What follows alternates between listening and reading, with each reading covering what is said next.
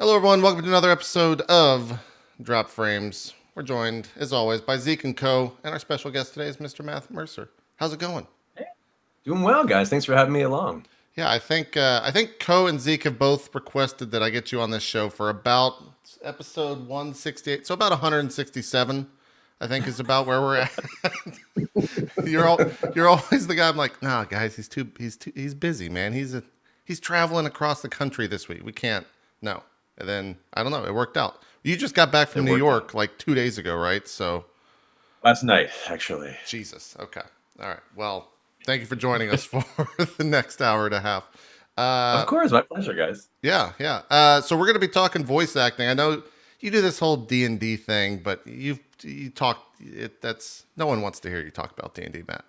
We're about voice acting today. That's what we're gonna talk about. Oh yeah. Zeke, you look Sweet. disgusted about this No, this question. no, I wasn't disgusted. I was gonna make a dumb joke, being like, "He plays D&D," Mm. but it's yeah. I'm glad you saw my face, and I was gonna skip that joke because it was so stupid. But thanks for making me do it. No problem. No problem. That's what I'm here for, Zeke. I push you to do stupid things. That's this whole point of the show. That's what we're here for. Yeah. So I guess I'm going to start off with a question for Zeke and Co. What game have you played with Mercer in it that has his voice in it the most? Is it Persona for both of you?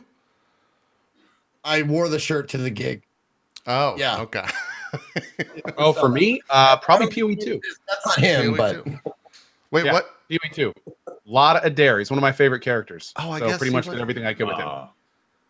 There's one of my favorites too. He's a good one. I guess PoE 2 is maybe the one that I've. Oh, well, Overwatch probably actually. That's got like 700 hours in it, so I guess that would be. Oh it. yeah. What do you? Sorry. I did get a very succinct line in Death's Gambit. Uh-oh. That was a good one. Thank you. That was a fun one. Do you have favorites, Mr. Mercer? Do you think back and like, man, I really enjoyed that, but man, that other one was just, not. I don't want to ever do that character again. Yeah, you get a lot of back and forth on that sometimes.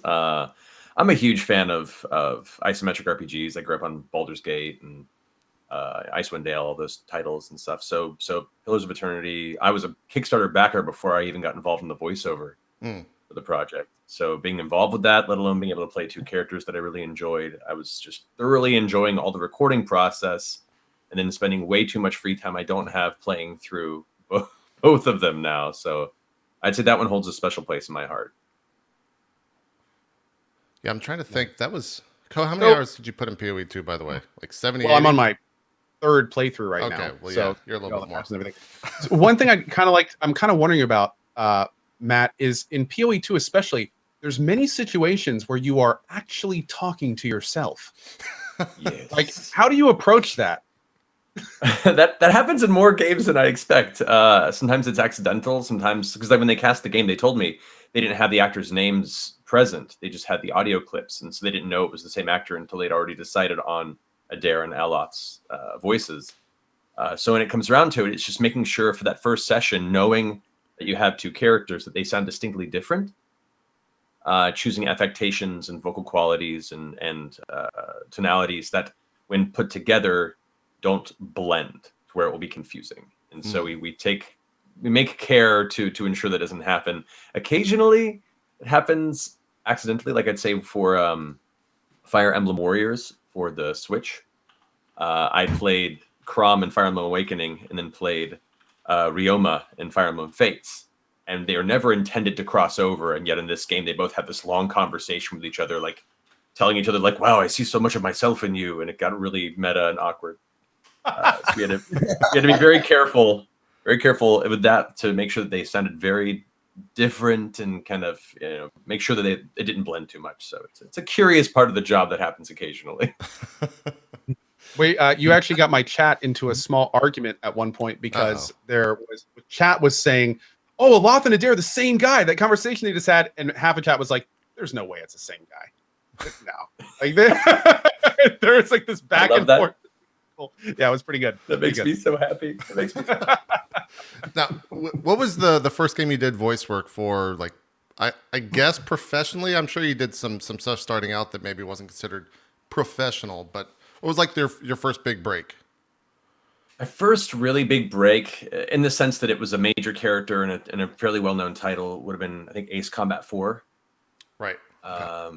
Where I played Albert Jeanette, who was like a kind of the narrator for the game, and was what's the word I'm looking for? He's a journalist who is kind of ushering you through the narrative. And it was my first major game project. I was super excited about it. And I still wasn't thinking about doing voiceover professionally. It was all kind of on the side, kind of for fun, just seeing if I could. And that was the first project that gave me enough of a taste where I began to really go, maybe I could try this as a career. Maybe. So I owe a lot of that game kind of kicking me in the street and going, hey kid, give it a shot. Like the business side of that, what do they reach out to you? Do you audition, or did you audition back then? Do you still audition for stuff? Like how does that process actually work, kind of behind the scenes? Right. So for that one, it was because I'd done a few small parts and like background Walla voices, which for those who know what Walla is, it's whenever you watch a television series or a cartoon and there's that character in the background that has one line that goes like, hey, he stole my watch, and you never see him again. And the credits is like, watch guy number 3. That's Walla. So I did a bunch of those voices starting out as just to make $50 here and there and say that I got to do a cartoon. But I worked with those people enough to when they were working on this video game, they did an audition call and asked me if I wanted to come audition. So that was purely through working with people, showing what I could do, and then going, all right, we'll give him a shot, see what he can do.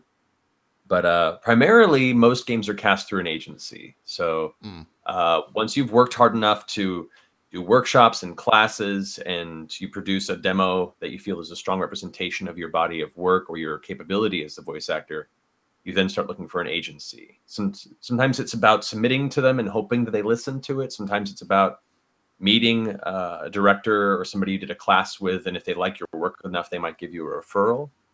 But if the agency likes you and they have room in their roster, they'll go ahead and sign you on for a year, maybe 3 years if you're really good. And then you basically wait for them to get projects submitted to the agency from Warner Brothers or from Blindlight or all these different companies that cast and produce the video game audio elements of production. Then you get the audition sides from them. You either read them at home and send it in, or you go into an agency if they have a booth director, which is really good if you're starting out, to have another person in that room to give you feedback and help kind of fine tune your auditions to the best they can be. And then submit them and forget, cross your fingers and hope you hear something back. So it's really just a wait and see type job most of the time. You'll send off whatever, then you're just kind of sitting there for a week, month to see if you hear back. Yeah, it's a 90% of the job is rejection and trying desperately to hustle, and then 10% actually working in the actual booth. So it's not a career for those who need perpetual positive reinforcement. I'd say out of every 50 auditions I submit, I'll book maybe 3. It's a lot of kind of the throwing spaghetti at the wall and seeing what sticks. And a lot of times it's not even that you're not the best, or you're not a talented actor. You just don't sound right for the part, or they have somebody else they've already cast who sounds a lot like you. And so the whole tapestry doesn't quite fit. You know, me and Troy Baker have that issue occasionally where we'll both go out for the same stuff, but you know, he's a little bigger name than I am, and our tonalities can be similar. So whenever I see him on the audition sheet, I'm like, well, shit. It's He's a little bit bigger for now. It's funny that you bring up Troy Baker, because I was actually going to say something about like when I like first, because I've heard a lot of the voices before I've seen the faces, of course, and then I see the face and I'm like, this guy should not have his face on camera, like, because like you and Troy Baker especially should be like, I picture voice actors being, you know, a little bit more plain, like me. Like more like, You have a face for radio, Zeke. let's not put him on camera. Let's put him behind a microphone. Don't show his face. But you and Troy, I'm just like, they should put you guys like on everything. You're really sweet. Troy definitely. I can make up okay for the camera, but I've done enough on camera stuff in my career to know that it's not for me. I don't know. I'm too much of a nerd, and I'm more invested in games and cartoons and that type of narrative. And I I have a lot of issues with my self-esteem when I see myself on camera in comparison to so many other pretty people there. I'm like, how did that troll get on there? This is a bad idea. Yeah, no, people like Troy. There are a lot of people that come over from film and do both pretty well. And I've had the opportunity to work with a few for like performance capture projects and stuff. But yeah, on camera is not really for me. Yeah. So it's always been the behind the camera stuff or behind the scenes stuff that you found your home. Yeah, I don't know. I enjoy the process of it, and I've done some films, I've done some television stuff, but I've never watched any of it back because it was more doing it that was fun, and then I get really self-conscious about seeing myself in that space. I don't know, it's weird. Yeah, I much prefer voiceover where I don't have to worry about the physicality and how I look. I can just, there are some days where I'll go into a recording job in my pajamas, and I think that's a good thing. I can attest to that. It's an awesome job where you can go in sweats and whatever you want. Yeah, 3 out of 4 of us aren't wearing pants right now, so or ever. We just don't buy pants. That's completely optional. Yeah. Hey, saves a lot of money in the long run. It does. American dream. Without a doubt. You mentioned the motion cap stuff, by the way. Is that an entirely different skill and field, or is that just voice acting with a bunch of balls all attached to you? Like what? No, that's a very different. It's a skill set closer to theater and on camera, because you're having to focus on scene blocking and directly connecting and working with dialogue with other actors that you've memorized beforehand. A lot of times you'll have props and set pieces and elements of the scenery that you have to interact with and run past and lean up against. And there's fight choreography in some instances where you have to go through and work with the fight choreographer and director to rehearse it in advance and then do these cool fight scenes. It's much closer to being on camera and doing theater, which I enjoy that too, because once again, I know in the final product, it's not going to be necessarily me. In most cases, not my face. And the character will look a lot cooler than I will in the final version. Sure. But that's a lot of fun too, because in voiceover, especially in video games, it's a very solitary recording experience. It's rare that anything's recorded as a group, like the classic prelay Western animation recording process. So a lot of us only see each other at conventions or in the agency waiting room or at events when a game's released. And we don't really know the work each other's done until we play the final product. So with the performance capture, we have the opportunity to work directly together, to play off of each other and kind of feed off each other's energy in the scene. And those are really cool, magical moments, if it's a really good project, especially. Yeah. So like in PoE, there's a lot of interruptions, interjections, things of that nature. Those are all done solo. There's no like prompting or other people reading a line. That's just all you. Those are all solo, yeah, and that's part of the skill set. I know. That's part of the skill set of a voice actor. So I didn't realize that.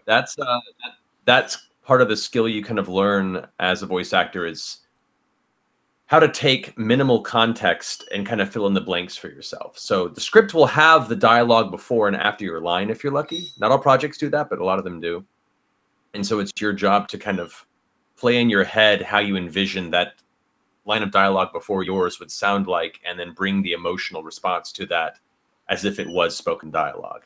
Some directors will read the line before you start to kind of guide you into it. Yeah. But that's rare comparatively, because a lot of companies just like, do the lines, get as many done as you can. We got money to burn here, But that's part of the challenge, is trying to make it feel as natural as possible in a vacuum. Mm. Is that the case where you're just kind of given a stack of lines and you get through as many as possible in a day, or is it more structured than that? Depends on the project and the producer. Okay. There are some companies that are definitely like that. I've had some directors that I walk into the booth and I'm like, all right, cool. So I don't know much about this character, this story. What's it like? And he's like, don't worry about it. You're 35. You kill demons. All right, line 1, go. We got 2,600 of these to get through. You're like, what? Okay.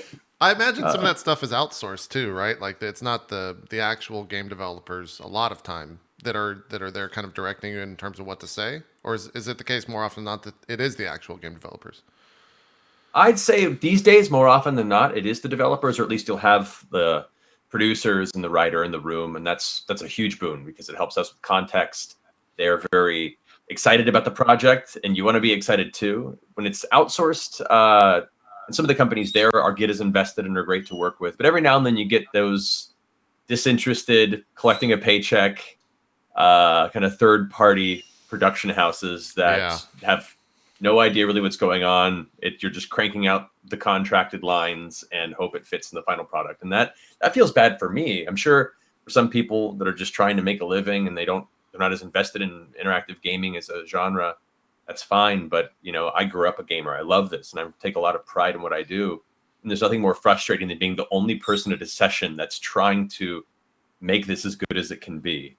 Doesn't happen often, but when it does happen, it's really frustrating. And when the game eventually lands and comes out, you're like wincing, waiting for the reviews to hit. Does that ever happen in reviews where there's like great game mechanics, but the voice acting is just awful? Is that something that pops up? That does happen, yeah. I think that's very much, especially in the early days of gaming, a huge issue. It still happens here and there, and I think a lot of that. Sometimes it's production companies that don't want to put the energy into it to get everybody on the same page and to feel as invested and as understanding of the context. Sometimes it's companies that want to save money, and so they won't hire professional actors. They'll go to Craigslist, or they'll hire internally from friends who had done some theater, and sometimes the quality doesn't come through. And I think that's because up until recently, the voiceover and dialogue aspects of video games has been such an afterthought from a production standpoint. You spend 3 years developing this game, designing it, and sending it off to riggers and 3D artists and the art director for design and the marketing and branding team. There's so many facets that come together to make this happen that the voiceover seems comparatively a small section, but it's such a weirdly integral part of the final performance and the presentation of the game that it can gut a title, especially a very narrative heavy title, if there isn't enough energy and love put towards it. Sure. Glad to see that's changing. Games like Last of Us, games like the Uncharted series, games that have done well because they're both a good game and it's a great story with great performances, I think have helped kind of change the emphasis on putting good quality performances behind the narrative. So I'm glad that that's been a shifting cog. Totally. Zeke, I know you've been wanting to jump in here a couple times, so feel free. Well, yeah, I just been writing the stuff down as it comes to my brain. But I just wanted to speak on like what you were talking about as far as how voice acting can affect a game. In particular, I spent 200 plus hours doing in Persona 5, and normally with a game that has origins in Japan and stuff like that, I usually do the subtitles rather than dubs. But in this like particular iteration, it was so like it was really the voice acting was so good that I didn't even mind that it was in English. I just wanted to say like I absolutely understand and have experience with what you're talking about. Awesome, thank you. Yeah, that game is an example of the team at Atlas wanting to be very careful and caring about how it was handled for the English version. A lot of times, translation and localization is once again another afterthought. If they can keep it really cheap, people who are really invested in these JRPGs and a lot of these imported games will buy it and just listen to the Japanese audio. So the English, we'll just have the option in there, and you don't have to worry too much about the quality of the English. And I think that's unfortunately been kind of a standard for a long time in a lot of cases. And so that's where you got the dubs versus subs arguments so heated on every single, game facts message board. Right. but I grew up an anime dork and a self-professed weeaboo, as they would say.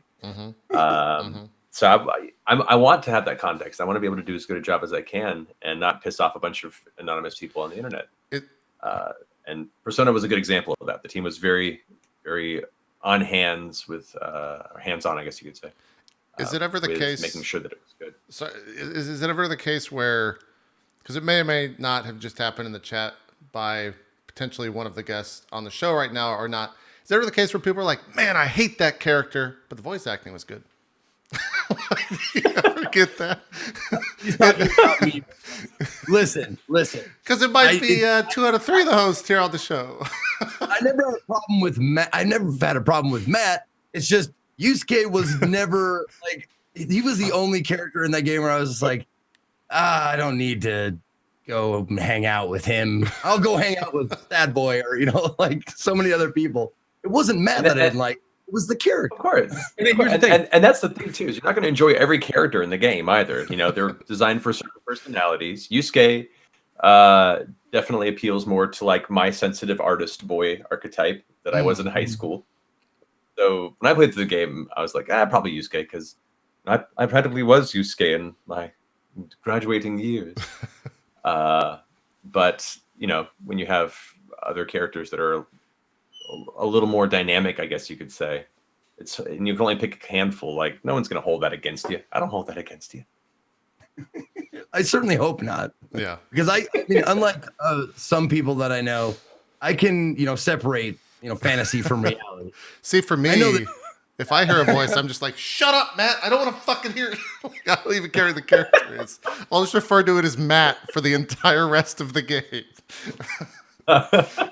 So sorry. So sorry. Wanted to know, like, separating fantasy from reality. Do people come up to you and say things to you as if you were that person a lot? Oh God! Every now and then, at conventions or signings and stuff, occasionally it does. It's mostly playful. I haven't got anybody who is so disconnected that I had to like call security. Yeah. I've only had that happen maybe like once. That was years ago. But it does happen. But for the most part, everyone's just playing along and like, can I hear you say this line? And you're like, oh, Dance Monkey. Okay, I get it. But if it makes them happy and it's very little effort on my part to make somebody else's day, sure. Then yeah, I'd be happy to. But yeah, it's every now and then you get the people that are really invested. I find Fire Emblem especially. Maybe it's because there's the inherent romanceable options of the game that people get really emotionally attached to these characters. Oh boy. So they show up and they start crying, and you're like, oh my God, okay, yay, I'll give you a hug. What do I do? That kind of thing. Yeah. Now, I thought that pretty much as a daily event, you'd be just walking down the road, and at about 11:59, just a throng of people come out of nowhere and run up to you and go, hey, what time is it? What time is it, Matt? What time is it? What time is it? Yeah. It's like that online. It was really bad when Overwatch first came out. Every time zone on Twitter would just be a throng of what time is it? All the way down. Oh God.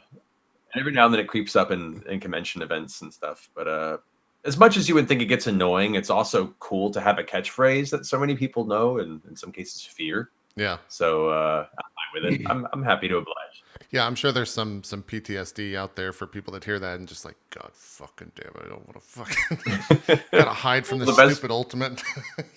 Yep. You might be the best part is, but I was saying like when they're not being the most respectful about it, and they just kind of burst and be like, hey, say this thing, hey, tell me what time is it? You're like, it's 3:26. Turn around. Nice, perfect. Look really That's how it should confused. be. That's how it should be. No, you might be the only guy that we've ever had on the show that knows like what it's like to be like when Dave Chappelle was at his height and people were just coming up to him all over, being like, oh God, yeah, like everywhere he goes. I'm sure like as soon as Overwatch got like super huge, they were all over you. I just want to ask you, what is your most rewarding or challenging role, if they were like the same or different, like the one that made you work the hardest? Gotcha. Let's see. The one that made me work the hardest would probably be Leon Kennedy in Resident Evil 6, because it was a character that I really cared about. So I was a huge fan of the Resident Evil franchise, and Leon was really important to me. But I also knew that Leon was really important to a lot of people, and I was picking up the mantle from a previous actor who had done an incredible job. So it was not only stepping into full facial motion capture, this huge, narrative that Capcom was forging, whether or not it was the best narrative for Resident Evil, that's up to interpretation. Sure. but I really wanted to do it justice and also sound close enough to the previous performer that it wasn't too abrupt of a transition, but still kind of make it my own, and hope the internet wasn't going to light me on fire for being the new guy that ruined their favorite character. So it was a lot of effort and energy went into that, and just the fact that I liked Leon was important. As far as the most physically challenging, I would say either of the Shadow of Mordor or Shadow of War games. Any of us who got to do a bunch of the character orcs that you would encounter, the Nemesis orcs, that was very physically painful. Long 4-hour sessions with a big head rig on that's like screwed tight to your skull with a bright light in your eyes and a microphone there, and having to read just thick, guttural, tearing voices going, "You stupid talk," for 4 hours. That's the baseline, like the lowest volume. And then from there you get louder and louder and louder. And then eventually you're just like tasting the blood in your throat. And you're like, oh, 1 more hour left. Jesus Christ. So that was hard. Is it ever the case, and maybe there's like a I don't know, a voice acting purist thing out there. Is it in your contract that they can like fuck with your voice, or do they have to take it as is? Like, how does that work in terms of if they add stuff to your voice in post, or is that never the case? Like, how does that all work out? I don't think it's ever been a conversation. Okay. It's not in the contract. They can manipulate it. They can add filters and stuff. It's, they're paying for it. They can do what they want to with it. Sure. I know there's some projects like Guild Wars. I know they pitch the Norn voices down a little bit since they're like 12-foot people. But we as actors don't have the full scope of the project. We only have what we're given in the recording sessions. So we have to kind of trust the directors and the producers to know what's best for the performance when it's plugged into the rest of the tapestry. And if that involves alteration to the audio, then hell yeah, make it happen. Yeah, that makes sense. Zeke, what were you going to ask? With stuff like orc and everything, like that's the kind of thing that will push your vocal cords, especially like to the physical edge. And you're definitely not the first voice actor I've heard that's talked about like straining their voices during this stuff, but just kind of keep going. Is that a big concern? Like when you're doing stuff like that, if you get to the point where your voice hurts, do you just keep going, or do you immediately go, oh, a little bit of pain, like I need to protect this? Like what's you just charge through it? You shouldn't. When you've been working for a while, or you've researched the health aspects of your voice, as soon as it begins to hurt like that, you're supposed to, and you should tell the director. And they're getting better about it in recent years, now that there's been bigger studies on vocal stress and the permanent damage that can be done to your vocal cords through this type of work. And I've done countless Call of Duty games that, the first two, you're like, well, this is Call of Duty. This is a big franchise. I want to impress the director. And a lot of newer actors will push through it because they're like, no, I'm fine. I can keep going. It's great. And try not to show that terrible pain, which you should not do. You're doing permanent damage to your voice. But now that these are coming out, directors are much more sensitive to it. They try and limit super vocally stressful sessions to 2 hours if possible. And if you have to take a break, just say it and you'll take a break. If it makes the session go a little longer and you have to do another session, they should be okay with that, because what they're asking you to do is physically very taxing on you. And not just on you, on the thing that makes you your money. And that's what it comes down to. If the session is very stressful, oftentimes I can't really talk or do anything else for the next 48 hours as I recover. And so there are games where now in the contract, they're supposed to legally tell you if there's vocally stressful work before the session, so you know not to schedule any work after that. But for a while, there would be games that just wouldn't let you know. You'd go and tear your voice out for 4 hours, and then you have to go to Disney to record like a 13-year-old lizard boy's voice, and you're like, I can't do this now. And so you end up messing up Disney. They have to reschedule you there. It causes this whole kind of chain of events of negativity. So they're getting better about it, and I think the conversation has been improving over the years. Just a little side question to that: do those tougher voices have like hazard pay? Like, are they more lucrative because they're more kind of risky, or have recovery time with them, or anything like that? Not currently, no. We've talked about the possibility in some of the negotiations that we've had, the recent SAG negotiations, but it's just a hard thing to put into physical context of what is considered too vocally stressful to turn into hazard pay, when the director or the producers might even not be aware of the context of how loud or how intense they want it to be until you're in the session. Sure. All that stuff you have to negotiate in advance. So it's a weird space that we're all still kind of working around dynamically with the game developers and such. And back when we were going through the last round of interactive voiceover negotiations, a lot of it was just trying to protect ourselves for that and trying to get a little more transparency about what projects we're working on. There's a big game coming out right around the corner that I didn't even know I was in until I heard my voice in the trailer. I went, oh, that's what I was working on. Wow. And it's hard to negotiate a proper contract when you don't know what you're working on. They totally said it was another genre of game. It was a totally like, I know it was probably to keep it under wraps and none of it got leaked, but also that rarely really happens in this industry. Anyway, so the first round of negotiations, there was a lot of tension that was being brought up from people saying, how dare these voice actors ask for so many things with such a small, part of the process. And it's like, well, we are, but we still have to protect our well-being. And there's nothing wrong with the union and the unionization. In fact, developers should consider doing this based on a lot of the stuff that you guys endure. And we're big proponents and have always been of the developers and the people that actually make these projects. They're the ones who interact with the most through this. And, I worked in game development for 7 years before I came over into voiceover. So I have a very internal view of that whole process and have a lot of very, very good friends of mine that are still very heavily involved in the industry. And so I'm very glad that through the unfortunate circumstances of the recent Telltale Fallout and some of these other companies, that you can see the mismanagement and the abuse that some of these teams have undergone, Right. There's now a conversation again of possibly unionizing or at least getting together to improve the standards of work that a lot of developers are forced to endure. It's terrifying. Totally. Yeah. It's so crazy to hear from someone on the inside that directors would even for a second think that voice acting isn't a main component. There's two senses when video gaming, sight and sound. And you guys are a catalyst for the story being conveyed to the people. For some people, that's like almost as important as the graphics. It's like, because if it's not done properly, it can ruin the whole experience. Yeah. That's nasty. I'll take good sound over graphics every day. I mean, I'm inclined to agree in the sense that we're now seeing a lot of, especially in recent years, a lot of these indie developers who've been putting out fantastic games in 16, 32-bit genres and very minimal graphics, but are telling good stories with good music and good sound effects and just good atmospheric audio. I think it really plays to that strength of what the genre of gaming is.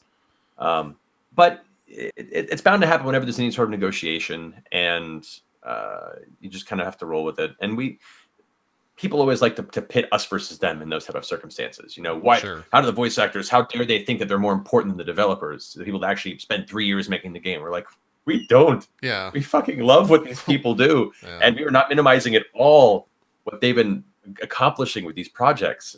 But we can only fight for our selves in here. And like, yeah, you're like, how do they ask for more pay when they're being paid for only 4 hours of work on this game? You're like, yeah, but I spent 36 hours of that week not working, trying to get more work so that I could pay for my rent. It's very much a specialist career where people look at the scale of pay for a voice actor and go, oh my God, that's so much money. They must all be filthy rich. It's like, yeah, if we were, making that for every hour, 40 hours a week, that would be ridiculous. Sure. But most voice actors might be lucky to work 4 hours a week. Dang. In which case, you're looking at maybe, anywhere from $3,000 a month you're making on voiceover for like a successful voice actor who's been doing this for a while. And in Los Angeles, especially, that doesn't make up for all your rent and your bills and not at all. That's a solid room and a half. Yeah. Yeah. Here's a closet. Enjoy. You can sublet the closet. Yeah. I want to circle back to that. Someone in chat was asking when you were talking about, stressing your voice out and whatnot.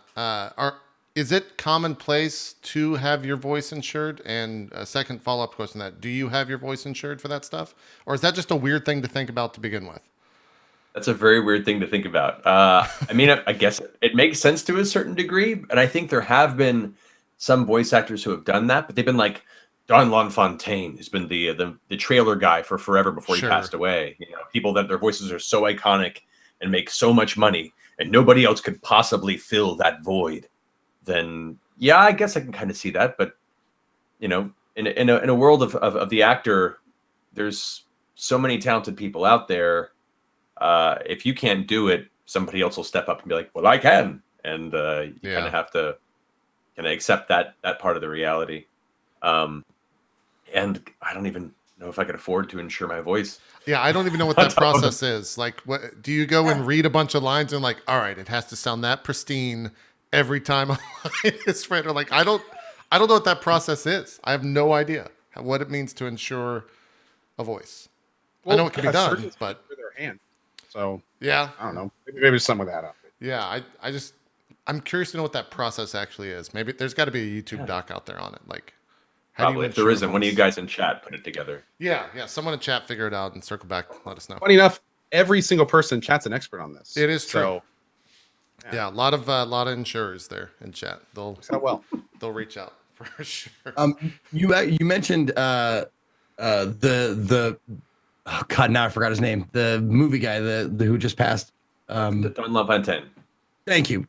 Do you have any like people that inspired you or continue to inspire you in voice acting? Yeah. Originally, and it's hackneyed, but Mel Blanc was a huge inspiration to me growing up. Oh yeah, for sure. Yeah, my dad raised me on Warner Brothers cartoons, and I remember the day my dad explained to me when I was a kid that every single one of these characters, for the most part, was just one dude. Blew my mind. And like in 4th grade, when we were asked to do a biography report on somebody, everyone was like, choose from the list of Abraham Lincoln, George Washington, the usual, BS choices that everyone did in school. I specifically wanted to do one on Mel Blanc. And so learning about his career and learning about just the surreal opportunity that somebody had to voice all of these iconic characters was hugely inspirational to me, especially when Who Framed Roger Rabbit came out. That was a big movie for me as a kid. I must have watched it 70 times. And it still holds up, by the way. It's still a good film. But yeah, I think recently, too, I've had the opportunity to work with some people that have really inspired me. D. Bradley Baker is an incredible voice actor who is known for primarily creature sounds and monstrous voices. He's also the voice of Daffy Duck in most Warner Brothers stuff. But you'll know him if you're a fan of Avatar: The Last Airbender. He's the voice of pretty much all the creatures and animals in the entire show. Most video games that have alien creature noises, he's probably doing them. It's like a combination of him and Fred Tatasciore handling all those elements. If you ever go to YouTube and look up D. Bradley Baker creature and just watch some videos of him like pinching parts of his throat and his sinuses and making these like completely unearthly sounds, incredible. Hell yeah! I wonder what it's like when he's finding those voices. Is it? I wonder if he's just like, all right, what about right here? What if? Nope, that's okay. Let's do these two. Let me just pull my jowls up. Yeah, if he lives in LA, his neighbors got to think just like, what the fuck is going on? Oh man, that's another funny facet of this. Back for the many years that I had apartments with tiny thin walls, auditioning was always a very tenuous process. I remember years ago when I was auditioning for a project, I think it might have been Attack on Titan, and as part of the sides, the final 3 lines were meant to be just blood-curdle, murderous screams. Oh boy! And one of the lines was like, "I will fucking kill you," like top your lungs. And I'm like, okay. And I didn't think about it at the time, but next door the neighbors were having a party, and so there was music playing, and I guess people were over. I was like, okay, well maybe that'll bleed it out a little bit. Fine. I start recording it. Recorded again, and then I noticed the music stopped. I'm like, oh no, that's not good. Yeah. So I walk around, go into the next apartment staircase, and knock on the door, open it up, and as the door opens, their eyes look kind of wide and curious. I'm like, hi, this is Matt from across you guys. Hi, how you doing? Like, okay, how are you? I'm okay. Okay, just letting you know, I'm doing some auditions for voiceover stuff. It's probably a little loud in volume, and the words are a little aggressive. I'm sorry for freaking me out. Like, oh, okay, okay, thank God. We were about to call the police. We thought that was, Yeah. Yeah. yeah, Meanwhile, the guy's staring at you like voice acting. Okay, sure. Yeah. 911. Yeah. Yeah, still calling. This is what I'm saying anecdote. is, oh, go ahead. A little anecdote that you might like that pertains to that. I lived in a little shitty shoebox apartment when I was like, I want to say 20 to 23. It was just a terrible like one bedroom on the near the wrong side of town, and I got the cops called on me because I was playing Dungeons and Dragons, and I was yelling. I was DMing, and I was yelling at my friend across the table, "You will never escape. You'll never get away." And this kind of shit. And the cops like knocked on the door, and they're like, "We heard someone was like trapped in here and couldn't get away. Like someone was called." And I was like, "No." And it was like, "What? We need to get in there and take a look." I was like, "Come on in." And they're like, "What the fuck?" And they saw like our table set up with like, because it was night, and we had the candles lit, and he was like, "What the fuck is going on?" And I was like, "Sir, we're nerds. This is D&D." And he was like, "Ah, all right. Zeke, You guys have a good night." Yeah. you lived a Reno 911 episode. I was about to say, That's right. That's right. Yeah. Yeah. Yeah. we're at Oswald. Yeah. Oh, So, real quick, Matt, I have a question. So earlier you mentioned a lot of times when you do your work that you don't necessarily like go back and watch it, right? Like it's kind of a fire and forget thing. And you also mentioned that you are a big fan of isometric games, which tend to be like big, deep, long RPGs. How do you approach a game like PoE2 then when you're having to hear yourself talk? Like how does that change the gameplay experience for you? Like when you come and meet Eder the first time and it's you, are you still able to get into the character, or is it too much that you actually spoke all the lines? That's been that is a process that's changed over the years for me. I've been a gamer for my whole life, so going into voiceover was both a blessing and a curse from that standpoint, because a lot of these games that I was on, I'd be excited that I was working on a game that I really wanted to play, but I'd also learn about a lot of the story elements in advance as we're recording it, so it would spoil elements of it for me, and that's a little frustrating. Yeah, I guess you knew the ending of PoE2 before you began, huh? I knew elements of it because, once again, I only know my character's dialogue and the dialogue that fits directly around it. So there'd be bits and pieces, but I began to just treat it as its own puzzle, meaning I think contextually it could be this is what's happening, but I don't know what choices will lead to other paths. With games like PoE, there's so many diverging threads you can follow and different conversation trees that can change the dynamics and the relationships, the characters, the things you do in the story, that it still has some elements of mystery to it. But yeah, it just took me a lot of years to get used to hearing my own voice, because like anybody, the first few times you hear yourself talk recorded, you're like, oh God, I sound so awful. It's weird. It's the worst. That's no different when you first starting doing voiceover, and you just kind of teach yourself over time to get used to it and begin listening to it with a critical eye. I would begin to listen to myself recorded and be like, okay, that wasn't too bad. I didn't like that so much. In the future, I'll try and avoid, rushing through those consonants, or maybe I'll have a little more presence when I'm in this type of an archetype. So instead of becoming pulled out by it from it being my own voice, I come at it with a more critical view. Then over the years, I just learned to disconnect from it and enjoy the game for what it is. It's still a little weird to hear myself like as Adair and Aloth, but I try the best I can to disengage and just enjoy the game, and occasionally hear some bit of dialogue and be like, oh, that worked out really well. I'm proud of me. And then some not so much, and I'd be like, oh, I wish I had better context on that. And yeah, it's definitely changed the way I play games that I've worked on. Yeah. Does it? You actually answered my next question. I was going to say, have you ever surprised yourself in those situations? Like heard something and been like, oh, whoa, that was better than I thought. Yeah, like, that was good. Often, because once again, it's a very solitary experience. There's a lot of trust back and forth with your recording, where you're just hoping things will work out based on the context you were given and the director working with you to fit into the overall final product. And you really don't know how it's going to work until the very final game is out. And so there's a lot of tension leading up to a game's release, a lot of hoping that it works out okay. and every now and then it doesn't, and you're like, oh man, that's a shame. I'm not going to promote that on my Twitter. And thankfully, sometimes it's the opposite, and it turns out really good, and you're really proud, and you're just like, everybody, play this, please. It can go by the way. Sure, that makes sense. This is something I always I like asking people when I'm doing interviews. If you could go back and tell young you one thing about your upcoming career, what would you tell yourself? Like a piece of advice, or like don't eat that sandwich, or whatever.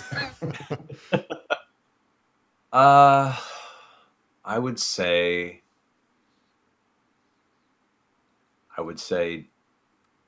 don't worry what people say. It's all going to turn out okay. You know, I think being an introverted nerd artist kid growing up who had his own share of being bullied and spells of self-loathing, I think a lot of this, I would just want to just tell him that, do your best. It's all going to, just letting him know that it would work out okay in the end, I think would be huge. Man, you went there for a second. I wasn't expecting that. I wasn't expecting to feel feelings today, Matt. Thanks. Sorry. You walked into the Fields train, buddy. Yeah. Welcome to my kitchen. Yeah. Damn it. This is going to Albuquerque. I'm on the train to Fieldstown, and it's terrible. Oh, God. I want a kitchen. I'm going to pull another question from chat that actually just got spammed away, but it was basically the gist of it was, what's the oddest voice line you've ever had to say? Like, I could think of like situations, but I'm sure they pale in comparison to some of the actual stuff you've had to say. There's been some weird ones. There was one. Here's a few. Okay. There's one game I was doing just odd random voices for like enemies you'd fight, and one of them was supposed to be, I guess, like a cat boy. As you can't tell, it was a Japanese game. Mm-hmm. And it was supposed to be an attack sound, but the descriptor in the script was like slightly aroused cat meow punch. That was the text on the paper? Yeah, that was the direction. Slightly aroused, right. like cat meow punch. So it turned into like a meow. And it was just a very surreal moment in my career to think I've worked so hard and I've hit the peak so soon. Jesus. All downhill. There was another. Yeah, exactly. There was another game called Akiba Strip, which was a game where Japanese game where you beat up vampires by knocking their clothes off, like you do. And there was. Wait a minute, how do you spell that? Sorry, what was it called? Akiba Strip. But in the game, you could you had different voices for NPCs, and one of the voices that the director assigned me was the foreigner. Well, in the Japanese version, the foreigner was American, and they couldn't really do that for the English version. So they asked me, well, what accent do you want to do? And I was like, if you're going to give me a choice, I'm going to go Scottish brogue. So we got to do all these voices as the foreigner being the Scots guy. But apparently in the game, you can change the audio for NPCs to what you want. So you can find these cute little moe, like maid girls at a maid cafe, and make her go like, welcome, boy, come on in for a bath, do you fancy? So that was a lot of fun and unique. But the one joking one that caught me off guard still, it was an older Fist of North Star game. This is a perfect example of how good localization and good translation can make a difference. Because the character I was playing, his name was Ray, and his fingers are like blades that he can carve people apart. And there was this one line of dialogue that he shouted that I didn't read it beforehand. We were just cruising through the script. It's like, there's no way you can keep me from getting my fingers inside you. And we decided to kind of pause on that one and do a rewrite. Nice. For good reason. Do you mind if I make that my ringtone? Please do. Go up by all means. Yeah. That'd be great in public. Just a conversation starter and everything. Yeah. I need a break. When's the next break? Jesus Christ. In the voice acting world, Matt, is there like what? I don't want you to talk shit about other companies, but I think that's what I'm going to ask. What's like the creme de la creme of like the voice acting world? Like you talked about like, oh, it's Call of Duty, it's a space game, but is there like, are there studios, that when they put out a thing that you're just like, oh, I want this, like I need this? Oh man. I mean, Blizzard's always been one for me. I grew up a Blizzard kid. All the old Warcrafts, Diablo series, World of Warcraft for forever. So like the fact that get to work with them as much as I do is a huge honor. I mean, Rockstar does such great narrative games. Sony, especially, Sony's been knocking it out of the park. So working anything they do, I'm like, I would love to be involved with. And there are projects that come through, auditions that come through that I'm like, oh, and some I get, some I don't, and I'm just like, I'm torn. Yeah. There are some companies that are a little less, just a little less excited about, I guess. I don't Sure. know. Makes sense. I'm not going to specify. Sure. There's some companies that are very cheap and it comes down to just a bottom line expenditure to where like, quality doesn't matter. What can we get for the cheapest amount of money possible? Yeah. And sometimes it ends up being one of those slog projects where the whole time you're working, nobody cares. The translation is terrible. And it's like, just read the line and move on. You know, we're trying to get ourselves to lunch here. And you're like, oh, okay. There's only so much you can do in those instances. Thankfully, that those are relatively rare these days. They used to be a little more often than not, but these days they're pretty rare. Does the technology vary from like house to house that you go to in terms of what you're actually like using to record or what they're using to record? Or is it all pretty much like standardized across the board? For just straight voiceover, it's pretty standard. Paper scripts are becoming less and less as we now are doing more iPad and tablet script reading, which is very easy to just adjust and scroll through as opposed to having to go through stacks and stacks and stacks of printouts. Yeah. Plus, any changes they make, change live. Will change live on your screen. But other than that, most everything's recorded in Pro Tools. Most everything is done through high quality condenser microphones in the booth. It starts getting a little more varying when you get into facial motion capture. Sure, then there are different tech elements used for how that's recorded. And for performance capture, there's a whole plethora of different types of tech that's being used. There's some that, you just draw the lines in the face. Some have reflective dots and reflective input that's put on. And the cameras can adjust. And there's multiple cameras. How the microphone setup can be varying. Thankfully, it's getting less and less bulky. It used to be that whenever you get into performance capture gear, there were so many cables and battery packs and stuff that's Velcro to your body that you feel like Solid Snake in Metal Gear 3. You're just like holding everything on you. But that's starting to minimize a bit as the years go on. So it's fairly standard. Cool. And then last question I have before I'll toss it off to someone else. How does it vary in terms of where they bring you into the project? Kind of like just depending on the studio, depending on the game, or is it generally about the same like time frame in the game where voice acting or voice actors get brought in? That's changing. It used to be very tail end of production. Everything else would be lined up, and then the voiceover was comparatively almost an afterthought, or at least it was the very last thing they would do. Sure. They wanted to have the scripts locked. They didn't want to waste any money on re-recording. And for the most part, we wouldn't touch it until it was in the very, very final throes of its production cycle. That's been shifting lately, which has been really great because then we've been able to meet with the teams early on and sometimes do E3 demos or help with their early test versions of the game when they're finishing out the design for pitching and promotion within the publishers. Sometimes they'll work with us on helping define the character. Even we'll do table reads with the rest of the actors that they've cast in the project, and then have feedback and ideas on where they might go. And it becomes a little more of a collaborative process, which is really amazing and refreshing. Because then they get to not only give us a lot more context to what we're doing, but also feel like we're bringing something new to that character that maybe they hadn't considered before. So they're bringing us in earlier and earlier on projects that are really wanting to make sure that performance and that final presentation is as good as it can be. I'm seeing Sony doing that a lot more.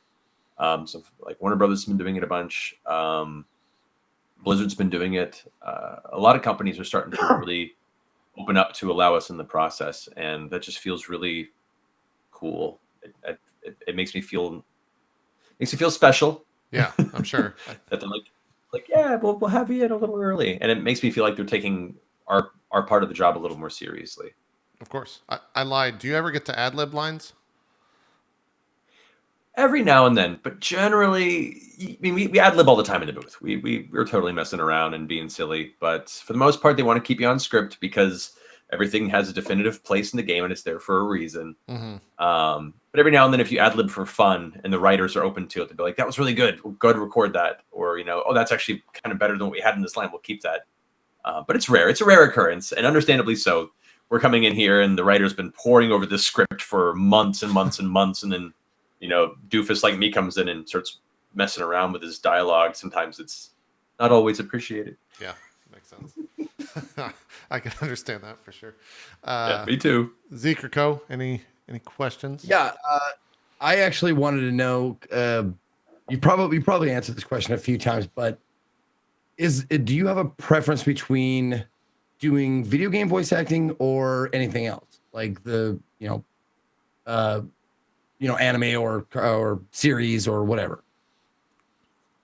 Oh man, the processes are different enough to where you can definitely distinguish between them. I enjoy anime for the technical challenge of it, because you're having to fit a very honest performance into an already preset box. The boundaries are right there, and you have no wiggle room, and you have to fit it right in this tiny little wedge and make it seem believable and natural.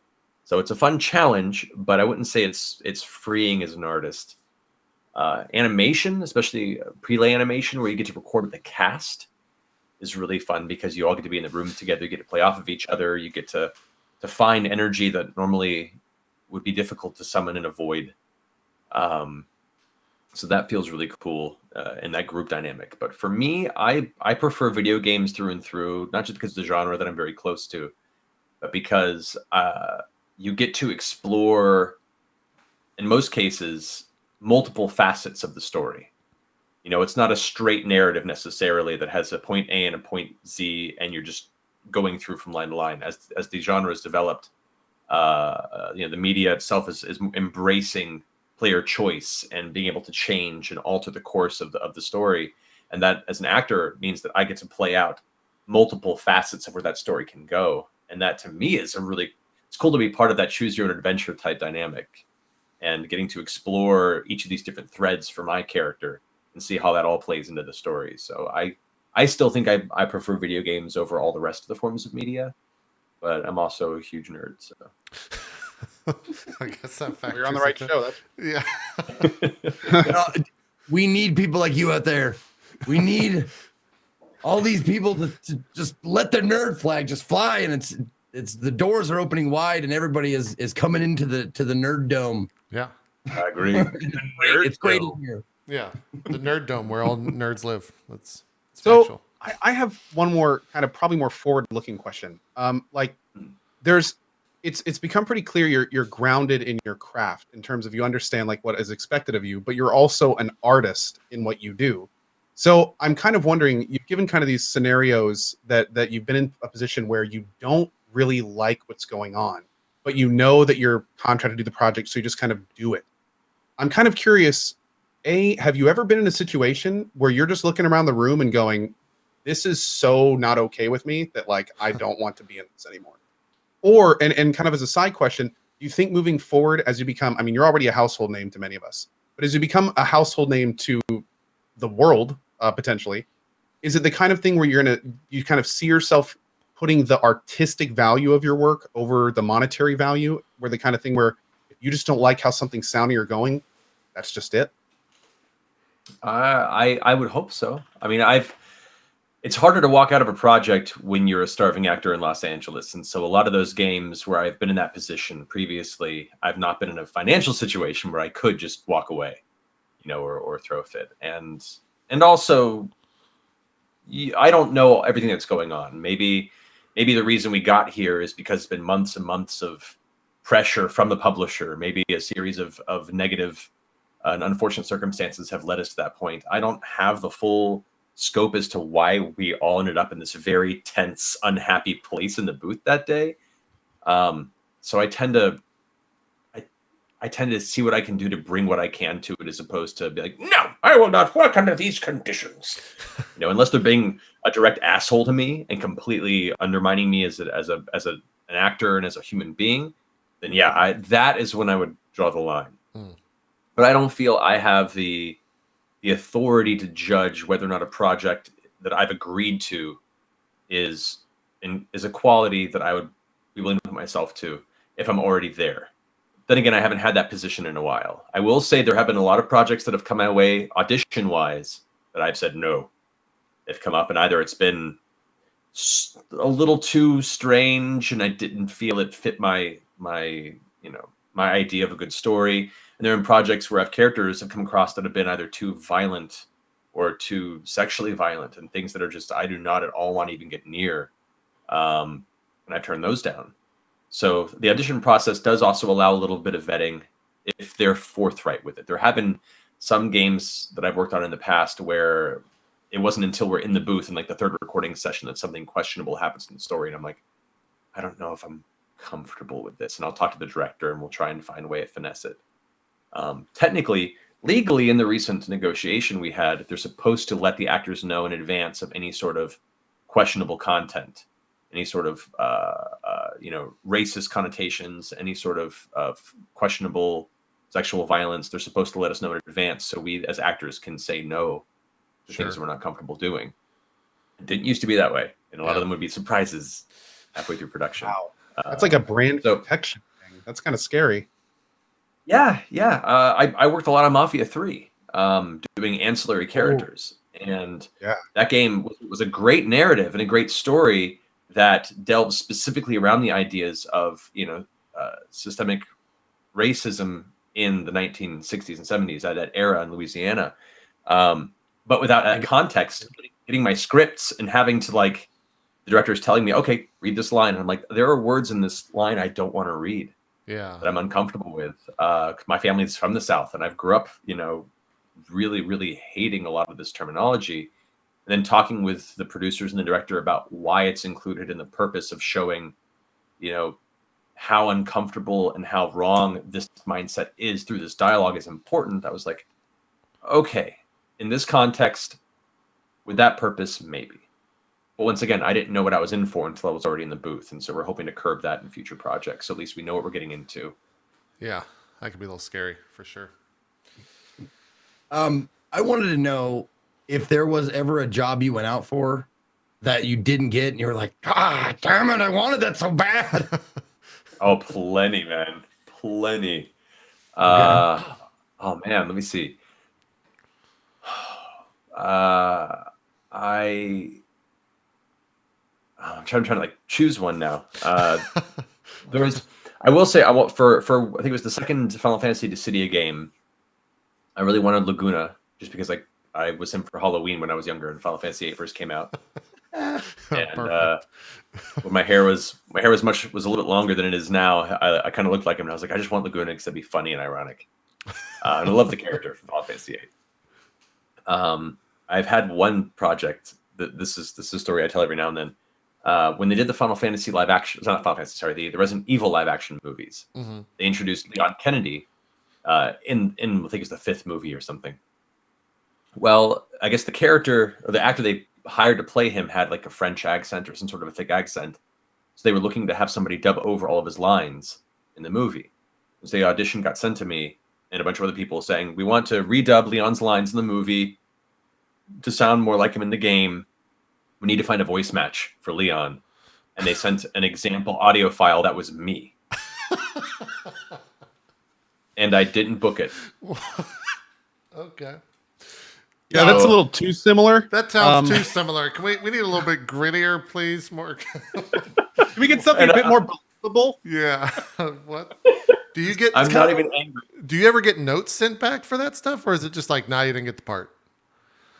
For most cases, it's not to get the parks. They're listening to hundreds and hundreds and hundreds of audition. Every now and then, the process usually has the initial casting call, in which case they get a bulk of auditions. They'll listen through it and they'll prune through and they'll find their favorite top 10 or top 15 or top 5.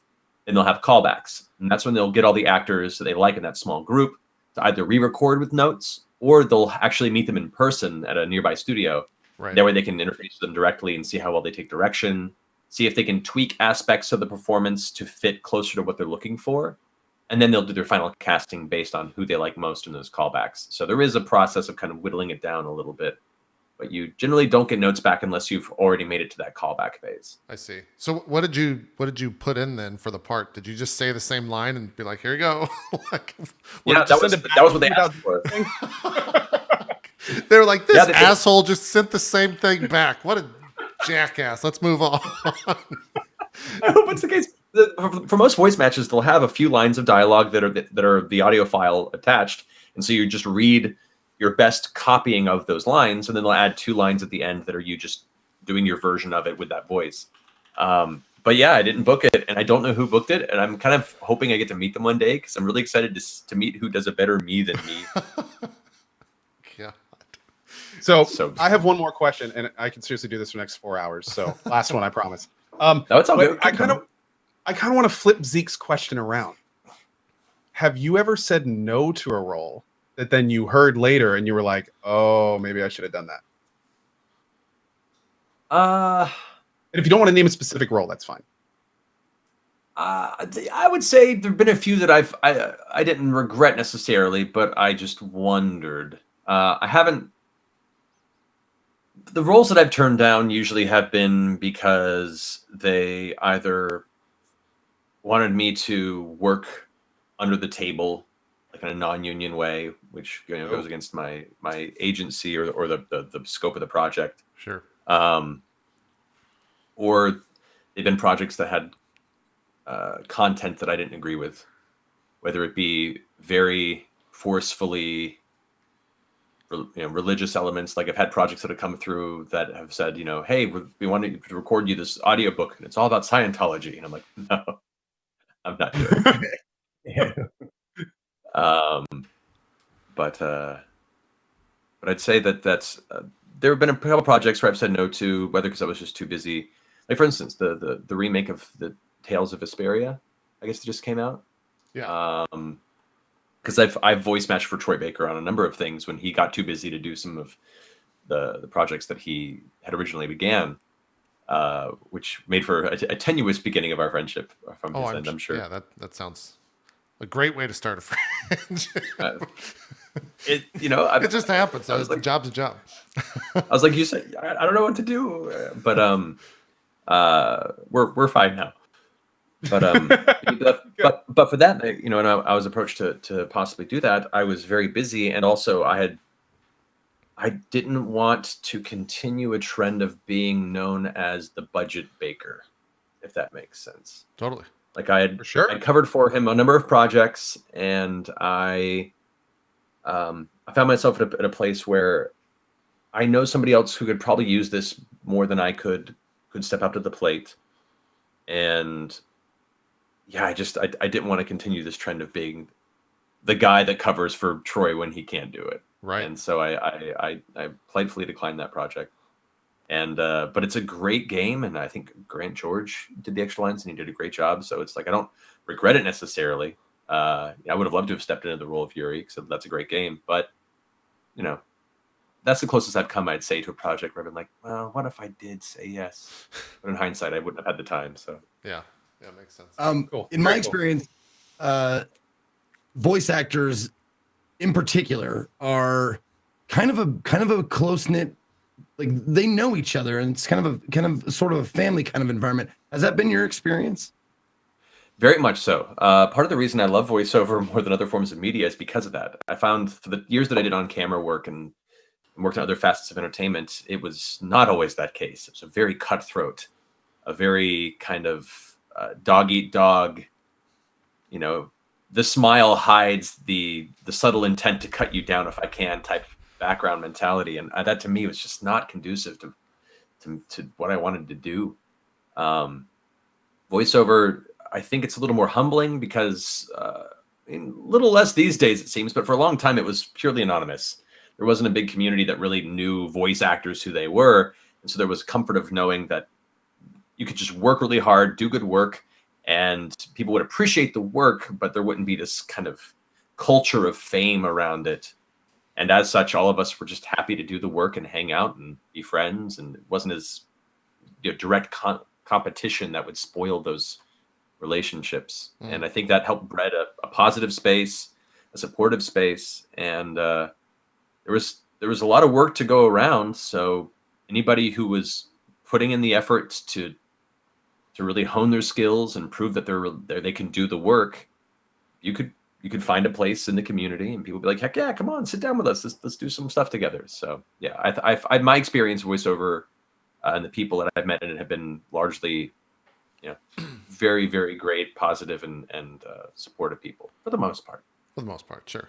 Sounds like any just real industry. quick, and then I'll let you go, JP. I just want like a little follow up to that, because it made me think of what is like the biggest mistake that new voice actors make that you would tell them to avoid, or to do this rather than this kind of a thing. Oh man, have an ego. It happens. Or have an ego? No. No, sorry. Biggest mistake you could make is have an ego. Okay. This is a career based in primarily rejection. You just get used to hearing no all the time. So a lot of kids come into this industry as the star of their local theater, as the master actor in their small town in the middle of the United States, and being like, well, back there, everyone knew my name. I'm like, yeah, come here and you'll be crushed very rapidly. So you have to throw that ego away. Plus, if you walk into a booth with an ego, the director can smell that a mile away. There are so many talented people vying for every role that if they had the opportunity to choose between the person who had an ego and the person that didn't, that had equal talent level, they're going to choose the person that doesn't have an ego. This industry very quickly filters out people that are full of themselves for the most part. So definitely try and avoid that. And I would say, honestly, voiceover is mostly acting. I know, and I hear this often. People be like, I can do cool character voices. I can do cool textures. I can do these cool creature sounds, or I can sound just like this cartoon character. That's great. That's a great thing to have in your toolbox. But primarily, it's about the performance. And the only way that you can really step into the ring and be competitive with people like me and Troy and Laura Bailey and all these other great people is to train as a performer and be ready to show that you can hold a scene, that you can hold the nuances of a character, that you can handle dialogue in a void where you don't know what the other performers are saying, and yet still have it feel natural and fit when the final product is put together. And that just comes with experience and training and taking it seriously as an actor. All those fun voices are great, but I'll tell you right now, most voice actors, more than half the work you book is just sounding like yourself. So that toolbox of character voices won't help you for the bulk of your work in this career. Do you think Good tips? Yeah, great tips. Do you think that voice acting is used kind of in the LA world as a stepping stone into real acting? Do you see that at all? Where people say like, well, I can't book, this TV show, but maybe I could do this voice acting gig for now and jump into the next world. Do you see that at all? I think it less as a stepping stone and more of actors that know how to make a living in this job don't limit their scope. Sure. If that makes sense. You never know what aspects of your career will take off at any given time or what type of work you'll book.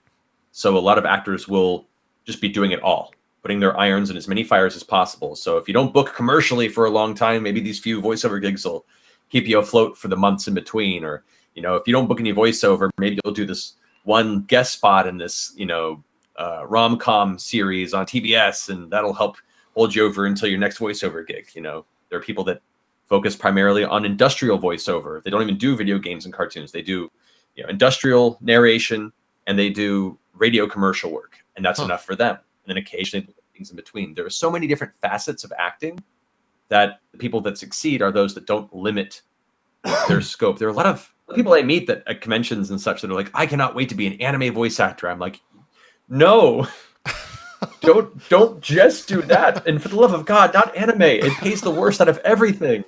Oh, God. Like, let that be a facet of what you try and do, and still also pursue all these other things, because that'll give you the best opportunity to not just build a career, but to support yourself in doing what you love.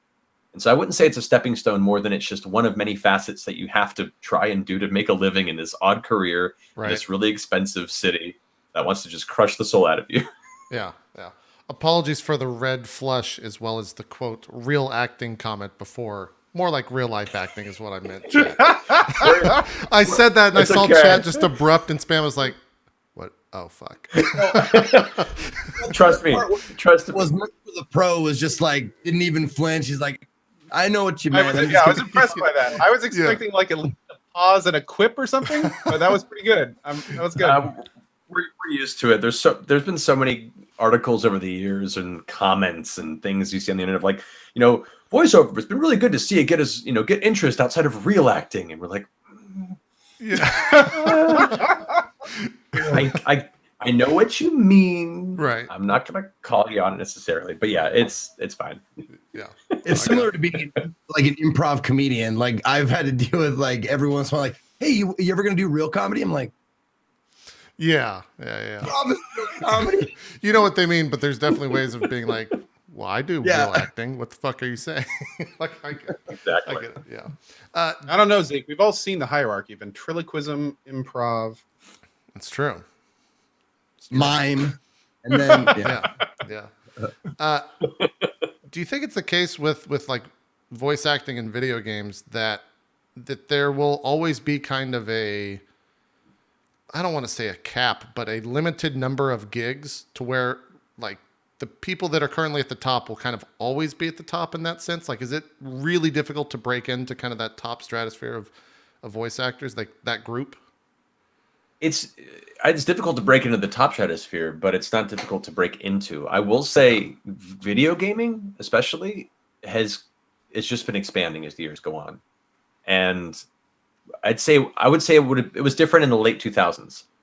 Okay. There was an era there that was like the era of the video game blockbuster, where the only games that could succeed were the handful of AAA titles put out by Activision and Blizzard and EA.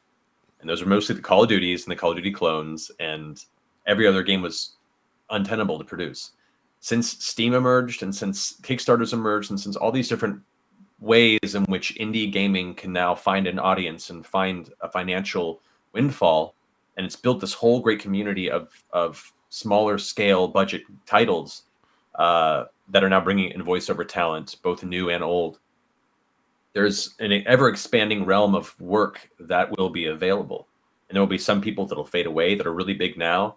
And there are some people that are at the top of that echelon that people will start getting sick of hearing. I fully expect, I'm enjoying everything that I get these days, because I know that, eventually people are going to be real sick of hearing Matt Mercer in games. And I'll be like, all right, fair enough. Well, I'll just step into the background and the next person will rise and fill that space where I was once. And I'll be happy to be doing small projects here and there until I eventually retired, an old crotchety angry boy. So yeah, I don't think it's impossible to break into. That upper echelon can be difficult. Yeah. Especially now that a lot of on-camera talent are starting to push into that realm.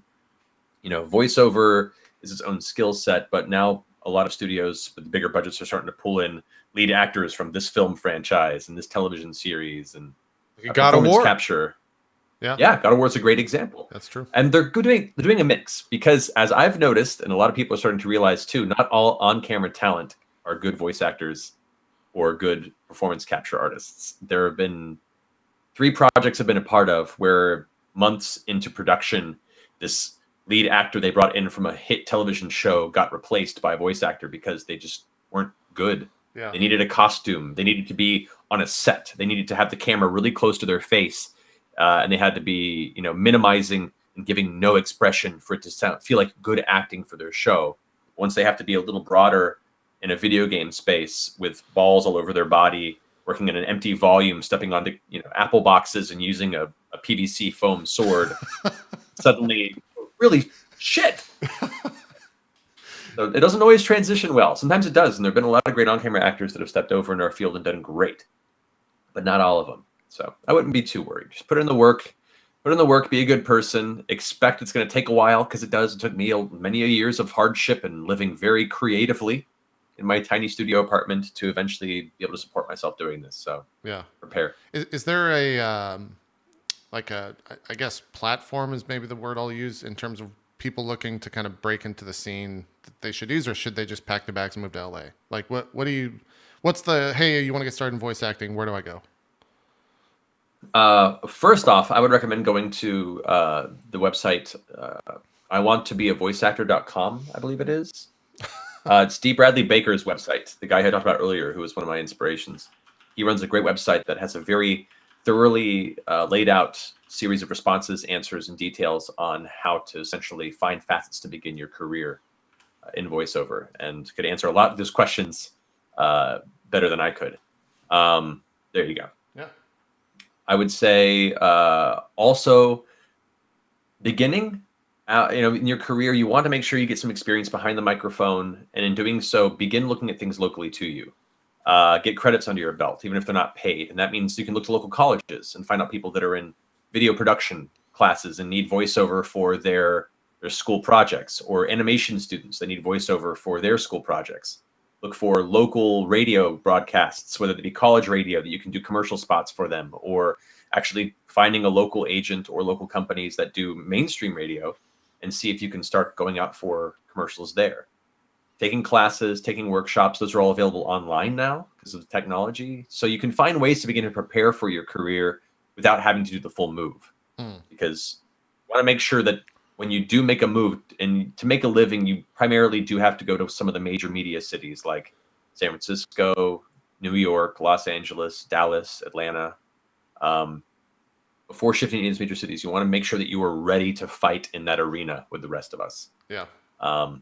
So as much as you can get locally, and then when you feel you've hit that wall, you go ahead and make that shift and move, and be prepared with the reality that it may not be your facet. You may end up winding up in a whole different part of the industry that you like or enjoy, or you might fight through it like I did and be like, no, I know all this keeps telling me no and everything sucks, and I've been subsisting on ramen for a year. I need to go back. No, I'm going to stick through it, make it happen. And you just might. Yeah. We'll do one round of final questions, but I do want to ask, my final question is, what games have you been playing recently? Apart from all this VO nonsense and D&Ding, what do you play stuff on planes? Do you sit there and play like full-length games? Like what have you been playing recently?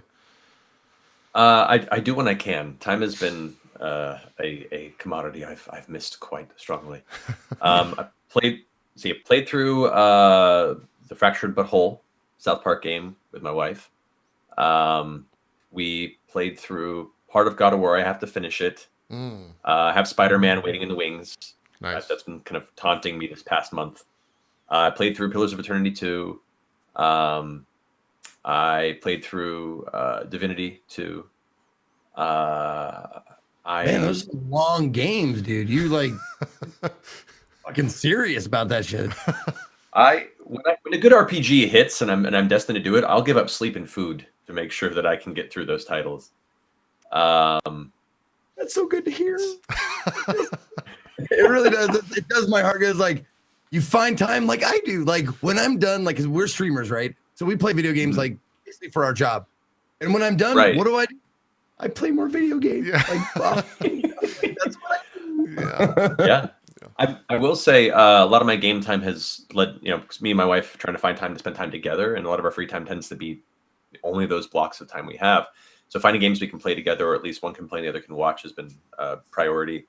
We keep returning to Minecraft, as silly as it sounds, like playing split screen Minecraft on the PlayStation 4. Nice. We're just still building out our world, and now they have those downloadable like Egyptian mythology packs and the Greek paths and the Norse packs, in which we'll just go exploring together through these pre-built worlds and find all the secrets and hidden basements and dungeons and stuff. And that's been a fun kind of game bonding experience. It's weird to think that 10 years later we're still occasionally hopping into Minecraft, but here we are. It's a thing. Have you jumped into any BR games? Have you played any battle royale games? I have, and I don't know if I have the temperament for those. Sure. Me and Mercer have played some Battlegrounds. We played some Battlegrounds, and I can see the allure. There's something about both of us like so tense in our computer for like 40 minutes of silence as we're like collecting things and going, oh, got this cool helmet. Oh, here you can have mine. Okay, cool. Got this pan. Oh, right. Oh, shotgun. Remember the shotgun? Okay, we'll trade the shotgun out. Okay. Oh, the field's closing. All right, we get a little closer. We get in the car. We drive there. Like, okay. Oh, I see another person. Let's go hide. Okay, they're gone. All right, cool. All right, come over this way. We go. Yeah. I was waiting for it. I was waiting when it was going to get Matt, it. Yeah. Matt, where'd you go, Matt? It's like so much build up to instant death that like I see the allure, but for a person that doesn't have a lot of free time, it seems I get so frustrated at the loss of that 40 minutes for something that I didn't even see coming that I'm like, I can't hang. Makes sense. I think it's a Would you common say- thing about BRs. You never saw it coming. Oh God. You had to get your one in, Zeke. There you go. You got it. Well played. You got it. You got it. Zeke or Co, any final questions before we let Matt go? Zeke. Oh, what? Any final questions before we let Matt go? No, you stole my last question. I was going to ask him like, what? Okay, how about this? Okay. What is instead of what you're playing now? Because it's a video game, Twitch talk show. Was your favorite game like growing up? That's a loaded question. Yeah, I can't. It's It hard is. to pick. Oh man, I've always been a JRPG fanatic. Growing up, it was going to the Blockbuster on Friday afternoon after school, renting an SNES JRPG, and then trying to beat it by Sunday before it was due on Monday. And so, like, I tore the Lufia series, Breath of Fire series, the Secret of Mana series, the Final Fantasy series, of course. We went through so many if we could that it became a blur. But I'd say I still hold Final Fantasy VI, Chrono Trigger, and Breath of Fire 2 as 3 RPGs that define my childhood. You're saying a lot of the right things, man. Breath of Fire 2, man. Whew. When you found out you could fuse those fuckers to get, oh my God, that was incredible. Oh yeah. I thought The whole sequence.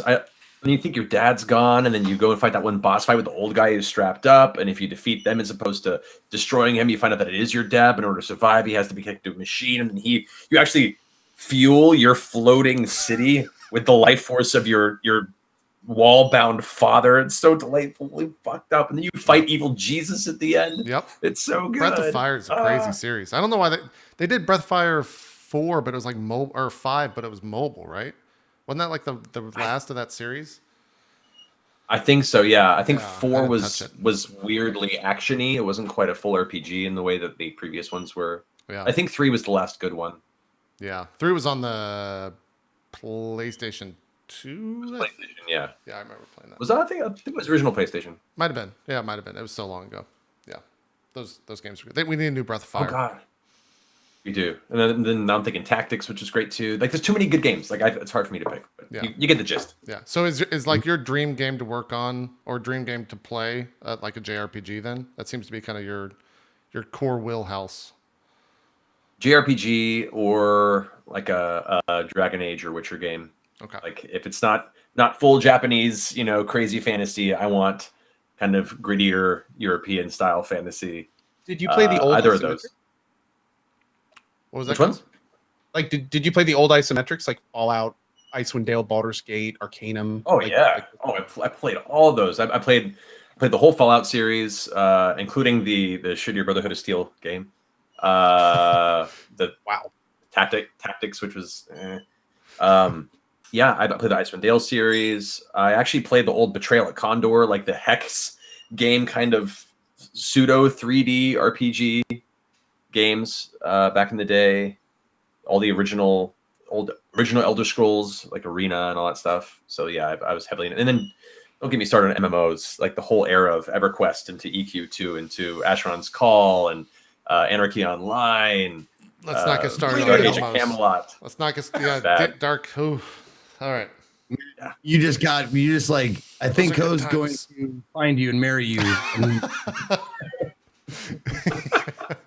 Sorry.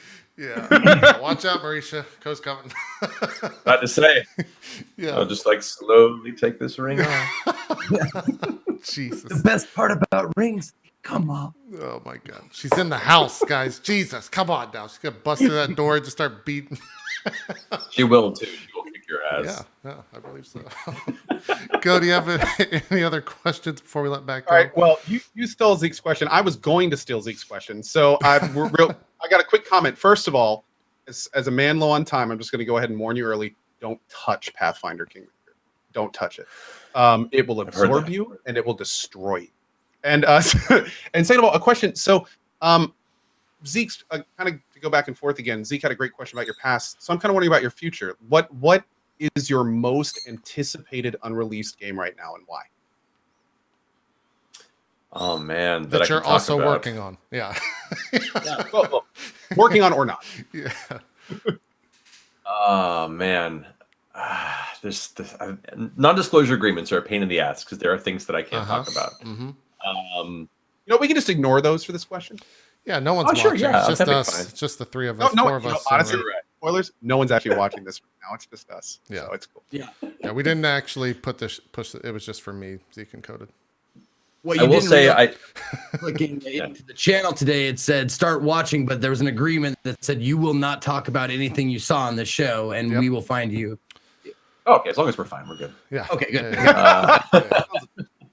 There was one game I got to do a small fun part on recently that is a game that I've been perpetually excited and confused by, and I'm stoked to have been a small part of this delightfully exciting and confusing game. And that's all I'll say on that matter. Okay.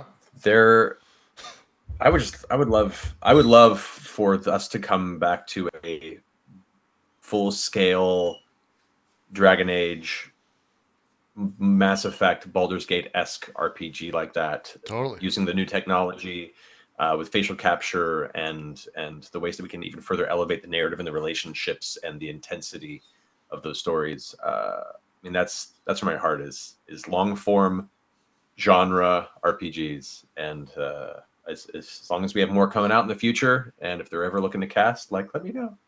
Yeah. Exactly. Awesome. Cool. Awesome.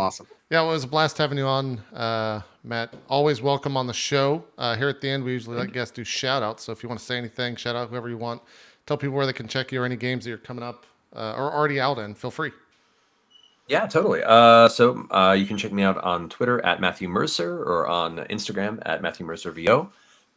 You can find me and the rest of my voiceover buddies playing Dungeons and Dragons every Thursday night at 7 p.m. Pacific on twitch.tv/Geek and Sundry, or any of our new Twitch content on twitch.tv/Critical Role. You can look at any of our content and what's coming out there at critroll.com. I think that's all the plugging I'm comfortable doing before I start sounding like an asshole. Oh, So, you gotta shill. thank you for having me This on. whole show is just shilling, man. It's fun. Just leave them. It's fun. Fair enough. All right, we're gonna take a break. Get Mr. Mercer out of here. He's got a busy life. He's got to go jump back to it, and then we'll be back talking about more video games with Miko and Zeke. So we'll see you guys then. Mr. Awesome. Mercer, it's great having you on. We'll have you on. Thank you guys so much for having me. Yeah, whenever you want to come on, just let us know. It was a pleasure. Perfect. It'll be done. Yeah. All right, we'll be right back, guys.